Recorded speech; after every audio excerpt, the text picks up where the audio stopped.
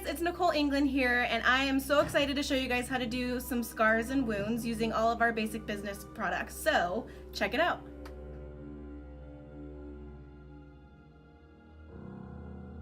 Okay guys, first things first, you're going to need some good old duo. Don't be afraid to really get it on there. The more the better. And then I like to take a spatula and just kind of blend it out a little bit. Okay, so let your duo dry for at least 5 minutes so it gets nice and tacky. In the meantime, you can go ahead and start stripping some of your tissue to get it ready to put on top of the duo.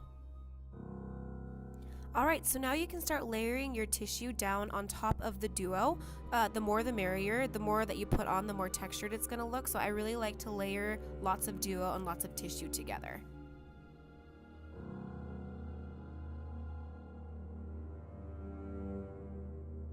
Once you are done with this step, give it at least 10 minutes to dry down. Okay, so now we are nice and dry. I'm going to take our Studio Fix Fluid in NC25. I'm choosing that shade because it's very close to my actual skin shade. And I'm going to stipple that on top with a sponge to get it really nice and saturated so it blends in pretty nicely to the skin. Okay, so the next step is to take Studio Perfecting Powder. I am using Light Plus since that correlates to my skin tone, and I'm going right on top of what we just did.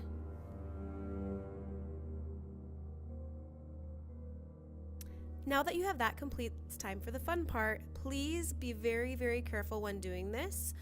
If you have small safety scissors, please use those. I didn't, so I used regular scissors, but especially if you're doing it on a customer, I would recommend using a spatula. You're going to start to cut and create kind of that deep wound effect. You might have to take some time to do it, but once you do it, it'll start to come together and look really cool. And there she is. Okay, so next you're going to take a darker red lipstick with a stippling brush. I'm using DIVA, and you want to just stipple that all over the wound. So really don't be afraid to get in there with it. I kind of went back a few times to really layer it and get that color really nice and saturated.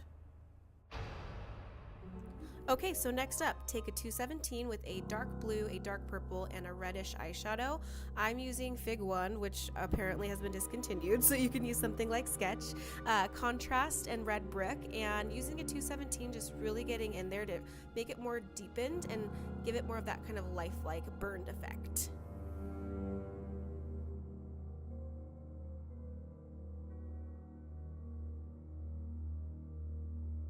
You'll notice that I'm going back and forth with this. I feel like the more you add, the more realistic it's going to look, so have fun with it. Okay, so next step would be to take Retro Matte in High Drama. I'm using a lip brush so I can really strategically get in and place the color on the deepest part of the wound. So go ahead, get in there, layer it a few times if you have to, but this is really going to create that deep wound cut look. Okay, so using that same brush, I'm taking some MAC Red, and I'm just adding to the wound just to brighten it up, make it look a little bit more bloody and creepy.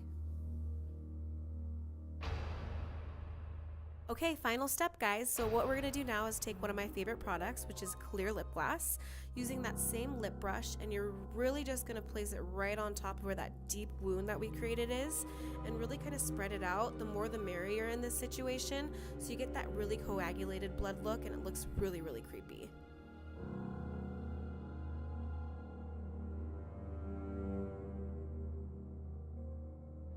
All right, you guys, that's it. I hope that you enjoyed it. Please, if you recreate it, let us know, post pictures, tag us, and happy Halloween.